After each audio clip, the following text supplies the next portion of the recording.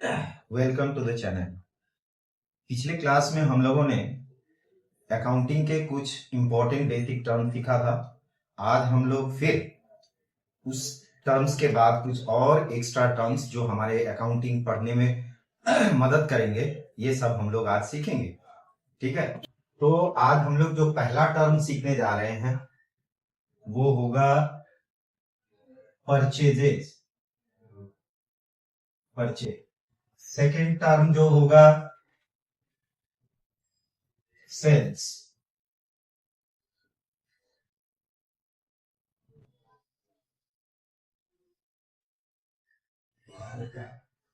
Purchase return. Fourth sales return. पहले इन टर्मों के बारे में हम जानते हैं। परचेज क्या है? परचेज का अर्थ होता है कि अगर कोई भी सामान हम किसी से खरीद रहे हैं तो वो परचेज कहलाता है।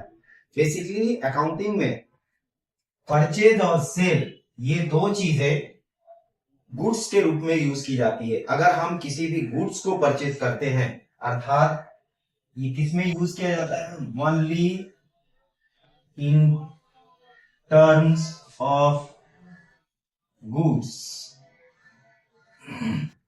अगर हम सामान खरीद रहे हैं या सामान बेच रहे हैं तो उसमें हम परचेज या सेल लिखते हैं। अर्थात सिर्फ ये दोनों वर्ड किसमें यूज होते हैं? सिर्फ गुड्स के केस में ये शब्द यूज होते हैं, परचेज और सेल। क्योंकि जब हम कोई सामान खरीदते हैं और जिसका कोई विशेष आइडेंटिफिकेशन नहीं होता, जैसे हमने पेन खरीदा, पेन का आइडेंटिफिकेशन है, हमने पेन खरीदा। हमने फर्नीचर खरीदा, फर्नीचर का आइडेंटिफिकेशन मिल रहा है।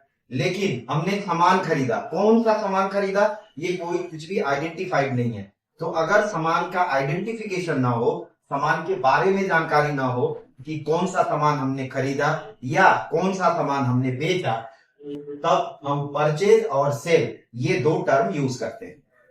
अब सामान अगर हमने परचेज किया है तो उस सामान में कभी कभी कुछ डिफेक्ट आ जाते हैं, या कभी कभी होता है कि उस सामान की हमें आवश्यकता नहीं होती, हम गलत चूज कर लेते हैं, गलत तरीके से लेकर आ जाते हैं, तो उस सामान को हमको वापस देना पड़ता है। अर्थात हमें उस सामान को रिटर्न करना पड़ता है, उसी को हम कहते हैं परचेज रिटर्न। इसका एक और दूसरा नाम है जिसको कहा जाता है रिटर्न आउटवर्ड। रिटर्न आउटवर्ड अर्थात सामान हमने परचेज किया तो हमारे पास आया था, अब हम सामान को वापस दे रहे हैं तो हमारे पास से क्या हो रहा है? जा रहा है, इसलिए इसे रिटर्न आउटवर्ड कहा जाता है। थर्ड नेक्स्ट है सेल्स रिटर्न। जब सामान हमने बेचा था उस कंडीशन में जो कस्टमर हमसे सामान खरीद कर ले गया उसका भी सेम कंडीशन हो सकता है। हो सकता है जो सामान लेकर गया है उसमें कोई डिफेक्ट आ जाए, या हो सकता है कि वो सामान अधिक परचेज करके लेके चला गया जितना उसको चाहिए नहीं था, तो वो सामान हमको क्या करता है? वापस कर देता है, तो उसे हम लोग सेल्स रिटर्न कहते हैं। सेल्स रिटर्न का एक और दूसरा नाम है, इसे हम लोग रिटर्न इनवर्ड के नाम से भी जानते हैं। रिटर्न इनवर्ड इसलिए कहा जाता है कि जब हम किसी गुड्स को सेल कर रहे हैं उस कंडीशन में गुड्स हमसे दूर जाता है, अर्थात हमसे कस्टमर के पास जाता है, लेकिन जब कस्टमर हमें सामान वापस करता है तो गुड्स हमारे पास आ रहा है, अर्थात बिजनेस के अंदर आ रहा है, इसलिए इसे रिटर्न इनवर्ड के नाम से भी जाना जाता है। नेक्स्ट हम लोग पढ़ेंगे दैट इज गेन। गेन क्या है? गेन का अर्थ होता है लाभ। गेन शब्द का यूज हम लोग करते हैं किसी भी लॉन्ग टर्म एसेट्स, किसी भी प्रॉपर्टी को अगर हम बेचते हैं तो उस कंडीशन में गेन शब्द का यूज करते हैं। अर्थात सपोज करो हमारे पास एक मकान है और उस मकान को हमने बेच दिया, तो उस मकान से जो भी हमें लाभ होगा उसे हम क्या कहेंगे? गेन कहेंगे। एक बाइक है तुम्हारे पास, उस बाइक को तुमने सेल कर दिया किसी को, तो वहां से जो भी प्रॉफिट होगा, जो भी प्रॉफिट होगा उस प्रॉफिट को हम लोग गेन कहते हैं। तो गेन क्या है? Profit on sale of assets, अर्थात किसी भी एसेट्स को हम बेचकर जो प्रॉफिट अर्न करते हैं उसे ही हम गेन कहते हैं। ठीक है, प्रॉफिट को अगर हम एसेट्स को सेल कर रहे हैं और वहां पर जो हमको प्रॉफिट हो रहा है उसे ही हम गेन कहेंगे। एसेट्स को या प्रॉपर्टी कह सकते हो, प्रॉपर्टी को। नेक्स्ट 6 नंबर अब हम लोग जानेंगे डेटर क्या है। इसे डेटर कहा जाता है, डेटर नहीं कहा जाता। यहां पर डी साइलेंट रहता है। डेटर क्या है? डेटर जब हम किसी, अब तुम समझो, हमेशा हम किसी भी वस्तु को कैश में सेल नहीं कर सकते। हम किसी न किसी को सामान उधार में भी हमें बेचना पड़ता है। तो अगर हम कैश में ना बेचकर उधार में सामान बेच रहे हैं तो वो व्यक्ति हमें प्रॉमिस करता है कि वो 1 महीना बाद, 20 दिन बाद, 25 दिन बाद हमें वो पैसा रिटर्न करेगा। तो जिस व्यक्ति को हमने सामान बेचा है वो व्यक्ति मेरा डेटर कहलाता है। अर्थात हम किसी से पैसा पाएंगे तो वो मेरा कौन होगा? डेटर होगा। तो अर्थात क्या हो गया? अमाउंट रिसीवेबल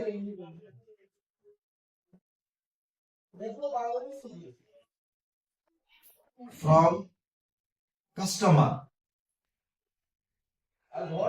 कस्टमर से अगर हम अमाउंट पाने वाले होंगे इन फ्यूचर में तो उसे हम लोग डेटर कहते हैं। फिर क्रेडिटर कौन है?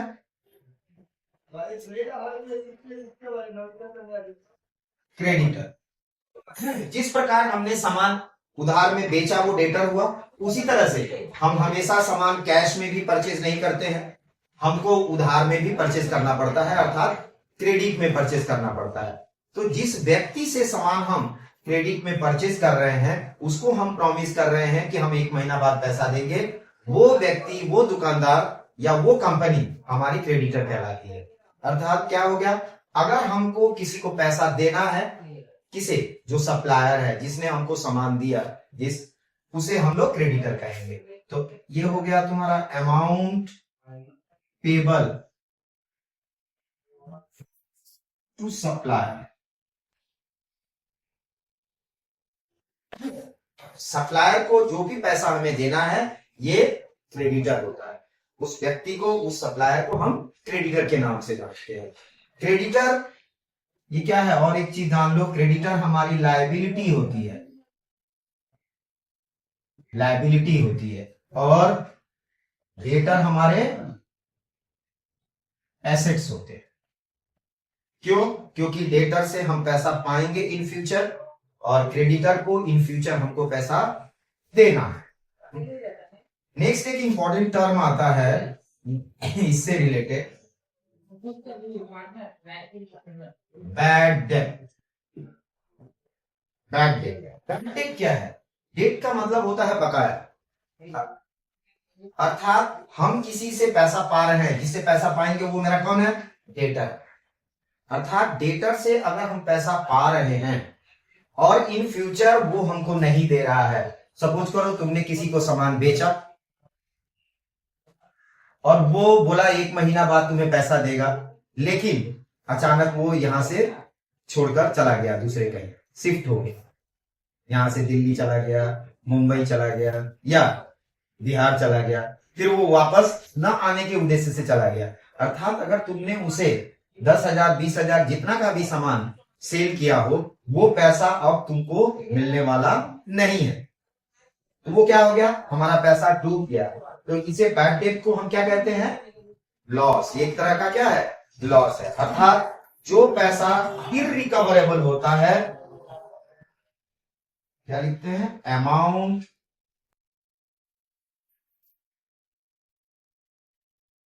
Irrecoverable from customer.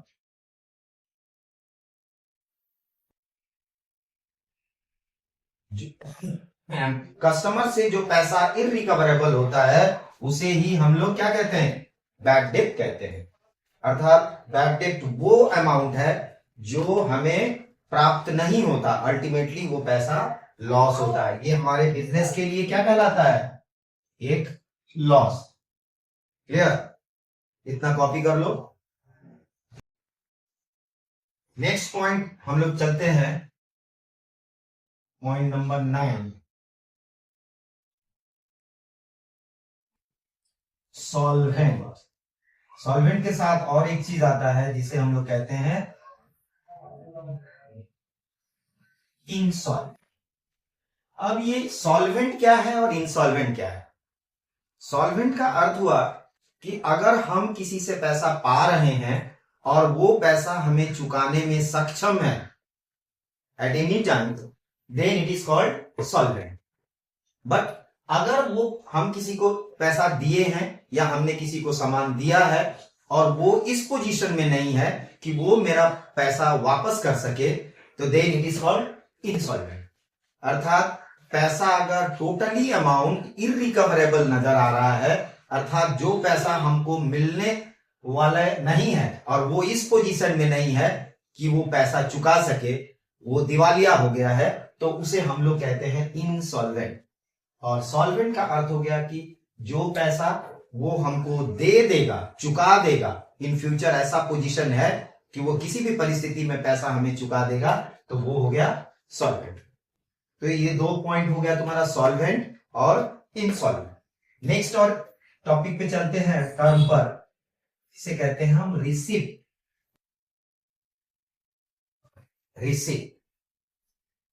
रिसीप्ट का मतलब हुआ अमाउंट रिसीव्ड, अर्थात पैसा हमको मिला। कोई भी पैसा अगर हमें प्राप्त हो रहा है तो उसे हम क्या कहते हैं? रिसीप्ट कहते हैं। रिसीप्ट 2 तरह का होता है। अगर इसे हम लोग क्लासिफाई करें तो रिसीप्ट 2 तरह का हो। एक को कहते हैं revenue receipt,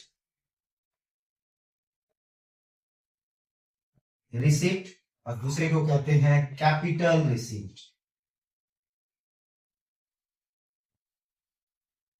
revenue receipt and capital receipt. Revenue receipt का अर्थ हो गया कि वो अमाउंट जो हमें बार बार मिलता है, रिकरिंग प्राप्त होता है। ठीक है, ये कैसे प्राप्त होता है? रिकरिंग प्राप्त होता है, अर्थात हमें बार बार मिलता है। ये किससे प्राप्त होता है? बिजनेस ऑपरेशन से।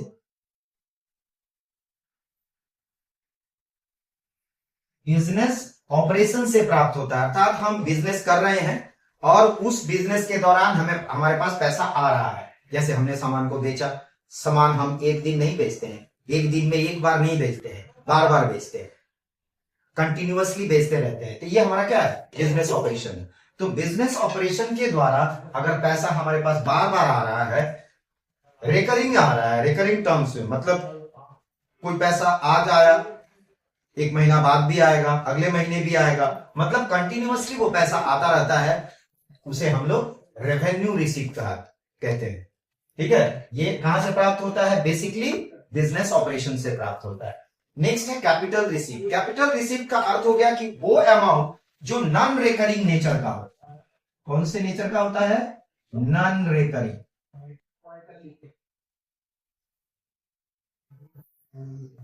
नॉन रिकरिंग नेचर का होगा, अर्थात अगर कोई भी पैसा साल में एक बार मिला, नहीं मिला, एक बार मिला फिर 4 साल बाद मिला, तो इस तरह के लिए का जो पैसा हमें प्राप्त होता है, जो अमाउंट हम रिसीव करते हैं, उसे हम लोग कैपिटल रिसीव कहते हैं। ये स्पेसिफिक पर्पज के लिए मिलता है, किसी विशेष उद्देश्य के लिए मिलता है। जैसे मान लो एक क्लब है, एक सोसाइटी है, उसे डोनेशन मिला बिल्डिंग के लिए, अर्थात उसको बिल्डिंग बनाने के लिए एक पैसा प्राप्त हुआ, तो वो क्या कहलाएगा? Capital receipt. फर्नीचर एक्वायर करने के लिए पैसा मिला, तो वो क्या कहलाएगा? Capital receipt. वो विशेष काम के लिए मिल रहा है। तो अगर किसी विशेष काम के लिए कोई भी पैसा हमें प्राप्त हो रहा है या लॉन्ग टर्म के लिए हमें प्राप्त हो रहा है, एसेट्स नेचर में कन्वर्ट करने के लिए प्राप्त हो रहा है, फॉर कन्वर्सन ऑफ एसेट्स हो रहा है, तो वो पैसा क्या कहलाएगा? कैपिटल रिसीप्ट कहलाएगा। नेक्स्ट हमारा इंपॉर्टेंट टर्म आता है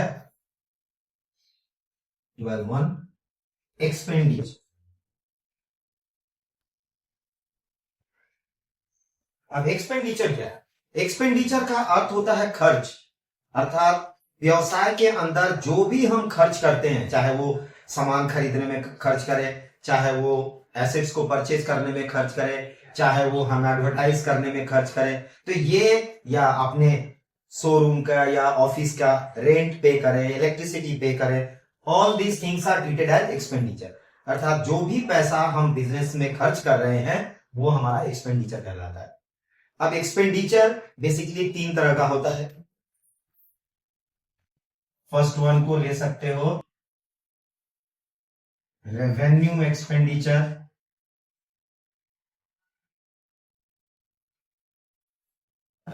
सेकंड है कैपिटल एक्सपेंडिचर,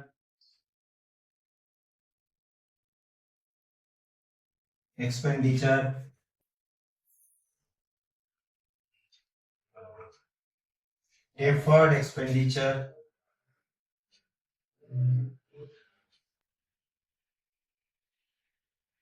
बेसिकली 3 तरह के एक्सपेंडिचर। रेवेन्यू एक्सपेंडिचर वे सभी एक्सपेंडिचर जो रेकरिंग नेचर के होते हैं। ये किस नेचर के होते हैं? रेकरिंग नेचर के होते हैं, अर्थात इनका नेचर रेकरिंग होता है। और वो कहां होते हैं? Basically in business operation.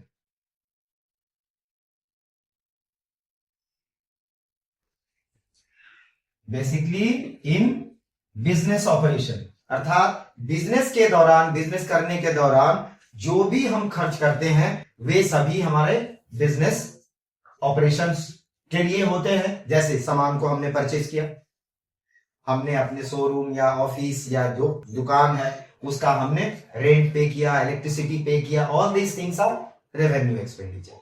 लेकिन साथ साथ में हमें कुछ ऐसी चीजों में खर्च करना पड़ता है जो कैपिटल नेचर के होते हैं, जो एसेट्स नेचर के होते हैं। जैसे हमको बिजनेस के लिए लैपटॉप लेना है, हमारे बिजनेस के लिए फर्नीचर लेना है, हमको एक शोरूम खरीदना है, हमको एक ऑफिस खरीदना है, तो ये सभी लॉन्ग टर्म के लिए होते हैं। तो कैपिटल एक्सपेंडिचर वे एक्सपेंडिचर है जो एक्सपेंडिचर हम लॉन्ग टर्म के लिए करते हैं, जिनका बेनिफिट हमको लॉन्ग टर्म तक मिलता रहता है। ठीक है, तो ये हो गया बेसिकली कैपिटल नेचर, कैपिटल और assets nature, nature for and for long term benefit, ये हमको लॉन्ग टर्म तक बेनिफिट देते हैं। तो कैपिटल एक्सपेंडिचर वे सभी एक्सपेंडिचर हैं जो एसेट्स नेचर के, जहां हम इन्वेस्ट करते हैं, पैसा लगाते हैं, खरीदते हैं, वो एसेट्स होता है। तो एसेट्स में अगर हम पैसा इन्वेस्ट कर रहे हैं तो वो कैपिटल एक्सपेंडिचर कहलाएगा। या ऐसा कोई खर्च हम कर रहे हैं जो हमको लॉन्ग टर्म बेनिफिट दे रहा है, हमको मोर देन 1 ईयर तक बेनिफिट देता रहेगा, तो उसे हम लोग कैपिटल एक्सपेंडिचर है। डेफर्ड एक्सपेंडिचर, डेफर्ड एक्सपेंडिचर वे एक्सपेंडिचर होते हैं जो लॉन्ग टर्म के लिए तो हम करते हैं बट उनका कोई एग्जिस्टेंस नहीं, उनका कोई एग्जिस्टेंस नहीं होता।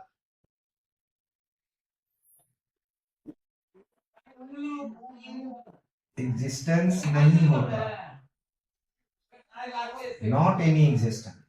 ठीक है, उनका एग्जिस्टेंस नहीं होता। एग्जाम्पल के तौर पर तुम देख सकते हो एडवर्टीजमेंट। अगर हम कोई एडवर्टाइज करते हैं तो 2 साल, 4 साल, 6 साल के लिए कॉन्ट्रैक्ट में हम एडवर्टीजमेंट करते हैं, उसका हमको बेनिफिट लॉन्ग टर्म तक मिलता तो है लेकिन उसका कोई एग्जिस्टेंस नहीं होता, अस्तित्व नहीं रहता है। तो उस तरह के एक्सपेंडिचर को हम क्या कहते हैं? डेफर्ड, यहां और एक शब्द जोड़ दो तो अच्छा है, डेफर्ड रेवेन्यू एक्सपेंडिचर कहते हैं। ठीक है, होता है हर साल। अब जैसे 10 लाख रुपया हमने एक्सपेंडिचर में खर्चा किया 10 साल के लिए, तो 1 साल के लिए मेरा 1 लाख रुपया खर्चा हो रहा है, अर्थात वो हर साल खर्च होगा। ठीक है, तो इसलिए उसको रेवेन्यू ट्रीट करेंगे पर उसका कोई एग्जिस्टेंस नहीं है, तो इसलिए उसे हम लोग क्या कहते हैं? डेफर्ड रेवेन्यू एक्सपेंडिचर कहते हैं। नेक्स्ट इंपॉर्टेंट टॉपिक है हम लोग का डिस्काउंट, नंबर 12 ना।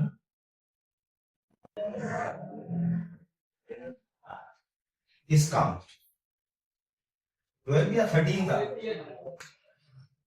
13 डिस्काउंट। तो बेसिकली डिस्काउंट हमारा दो तरह का होता है। एक डिस्काउंट है क्या, पहले समझो। डिस्काउंट उसे कहते हैं कि हम किसी से सामान खरीद रहे हैं, किसी को सामान बेच रहे हैं, उस कंडीशन में जो प्राइस है उस प्राइस से अगर हमको कम चार्ज किया जा रहा है या हम किसी से कम प्राइस चार्ज कर रहे हैं, तो मार्क प्राइस और प्राइस चार्ज के बीच का जो डिफरेंस होता है उसे हम लोग डिस्काउंट कहते हैं। सपोज करो किसी वस्तु का दाम 100 रुपया लिखा हुआ है और तुम्हें वो वस्तु 90 रुपया में मिल रही है, तो क्या हुआ, 10 रुपया का जो डिफरेंस है, 10 रुपया का डिफरेंस वो डिस्काउंट कहलाएगा। ठीक, तो ये तरह जो कम हुआ ये दोनों कंडीशन में होता है, परचेज के कंडीशन में भी होता है, सेल के कंडीशन में भी होता है। अगर हम किसी से परचेज करेंगे तो भी हमको डिस्काउंट मिलेगा, अगर हम किसी को सामान बेच रहे हैं तब भी डिस्काउंट मिलेगा। ठीक, तो ये डिस्काउंट दो तरह का बेसिकली होता है। पहला इसे कहते हैं ट्रेड डिस्काउंट और दूसरा कहलाता है कैश डिस्काउंट।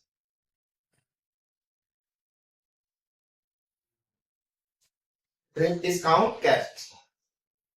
ट्रेड का मतलब होता है व्यापार, अर्थात बिजनेस को बढ़ावा देने के लिए, बिजनेस को इंक्रीज करने के लिए जो डिस्काउंट दिया जाता है उसे हम लोग ट्रेड डिस्काउंट कहते हैं। तो ट्रेड डिस्काउंट हमने क्यों दिया, बिजनेस को बढ़ाने के लिए। अर्थात हम किसी प्रोडक्ट का बिजनेस करते हैं और मंथली मेरा सेल है, सपोज करो 1 लाख यूनिट, 1 लाख पीसेज हम बेचते हैं, तो हम अपने कस्टमर्स को कह रहे हैं क्या कि हम तुमको 10% डिस्काउंट देंगे, ट्रेड डिस्काउंट देंगे, अगर तुम मोर देन खरीदते हो, अर्थात तुम जितना खरीदते थे उससे अगर ज्यादा खरीदते हो तो तुमको हम डिस्काउंट, एक्स्ट्रा हम डिस्काउंट प्रोवाइड करेंगे। तो ये डिस्काउंट, ट्रेड डिस्काउंट किस लिए दिया गया, टू इंक्रीज सेल, इंक्रीज करने के लिए, सेल को इंक्रीज करने के लिए, या अट्रैक्ट कस्टमर्स, कस्टमर्स को अट्रैक्ट करने के लिए। तो कस्टमर्स को अट्रैक्ट करने के लिए या सेल को इंक्रीज करने के लिए जो डिस्काउंट हम प्रोवाइड करते हैं उसे हम लोग ट्रेड डिस्काउंट कहते हैं। तो फिर कैश डिस्काउंट क्या है, जिस सामान को हमने बेचा वो आइदर कैश भी हो सकता है, आइदर सेल भी हो सकता है, वट एवर में भी। लेकिन अगर हम ट्रेड डिस्काउंट दे रहे हैं ऑन क्रेडिट, तो इसका अर्थ हुआ कि हमने जिस व्यक्ति को सामान बेचा वो after a some period of time payment करने की बात कर रहा है, अर्थात वो कह रहा है कि हम 15 दिन बाद पैसा देंगे। तो उस व्यक्ति को हम कैश डिस्काउंट ऑफर करते हैं कि पैसा जल्दी दे दे, अर्थात पैसे को माने जल्दी प्राप्त करने के लिए जो डिस्काउंट दिया जाता है उसे हम लोग कहते हैं कैश डिस्काउंट। तो ये किसको देते हैं, ओनली टू द कस्टमर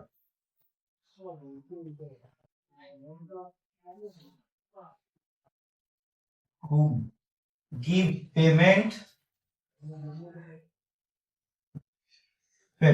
अर्थात जो कस्टमर हमको पेमेंट देते हैं एज अर्लीएस्ट, उन सभी को जो डिस्काउंट हम पे करते हैं उसे हम लोग कहते हैं कैश डिस्काउंट। अर्थात कैश डिस्काउंट वो डिस्काउंट है जो रेवेन्यू, मोर रेवेन्यू जनरेट करने में मदद करता है। अर्थात हमको अभी पैसे की जरूरत है, हम कस्टमर्स को ऑफर करते हैं कि if you will pay today और within 7 days you will get 5% extra discount, cash discount. इसका अर्थ हो गया कि जिसको 5% एक्स्ट्रा चाहिए वो क्या करेगा, तुरंत पैसा हमें चुका देगा। तो ये पैसा कलेक्ट करने का एक जरिया है जो डिस्काउंट के रूप में ऑफर किया जाता है कस्टमर्स के साथ। ठीक है, नेक्स्ट टॉपिक अब मोस्ट इंपॉर्टेंट टॉपिक है जिसको हम लोग कहते हैं स्टॉक। इसे हम लोग इन्वेंट्री के नाम से भी जानते हैं। इन्वेंट्री का अर्थ होता है, स्टॉक का अर्थ होता है वो सामान जो हमारे व्यवसाय में रखा हुआ है, अगर हमारा पुराना बिजनेस है तो प्रीवियस ईयर या प्रीवियस डे में eight the end of the day जो सामान बच गया वो सामान आज के लिए हमारा ओपनिंग स्टॉक कहलाएगा। हमारे पास स्टॉक का मतलब वो सामान बच गया तो वो हमारा स्टॉक कहलाएगा। तो जो सामान कल का बचा हुआ या प्रीवियस ईयर का बचा हुआ इस ईयर में ट्रांसफर करते हैं, कल का बचा हुआ आज के डेट में ट्रांसफर करते हैं तो उसे हम लोग ओपनिंग स्टॉक कहते हैं। और जो सामान अंत में बच जाता है at the end of the year और at the end of the day उसे हम लोग क्लोजिंग स्टॉक कहते हैं। तो ये इन्वेंट्री या स्टॉक भी दो तरह का हो गया। एक हो गया तुम्हारा ओपनिंग स्टॉक, दूसरा हो गया तुम्हारा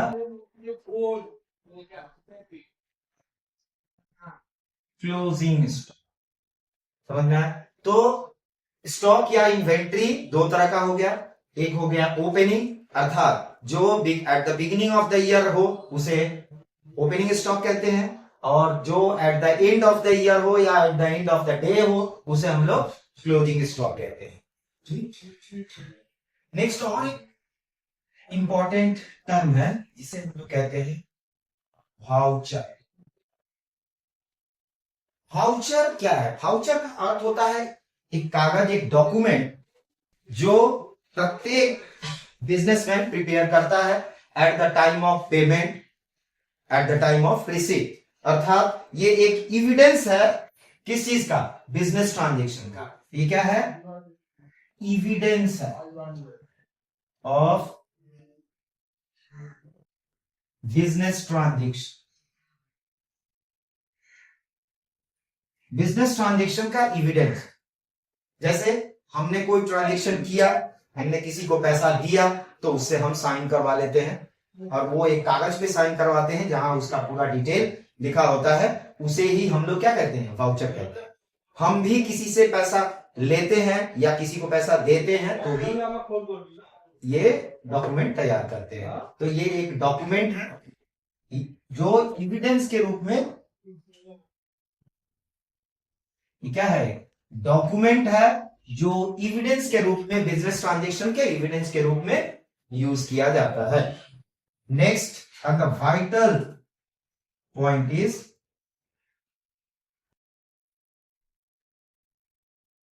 डेप्रीशिएशन। डेप्रीशिएशन क्या है? डेप्रीशिएट का मतलब होता है, डेप्रीशिएशन का अर्थ होता है किसी भी एसेट्स के वैल्यू में डिक्रीमेंट, अर्थात डिक्रीमेंट और decrease in the value of assets by use and disuse. हम सामान खरीद कर लाए, कोई भी एसेट्स हम खरीद कर लाए, जैसे हम लोग फैन यूज करते हैं, एसी यूज करते हैं, लैपटॉप यूज करते हैं, ये सामान हम खरीद के लाए, ये लॉन्ग टर्म के लिए है।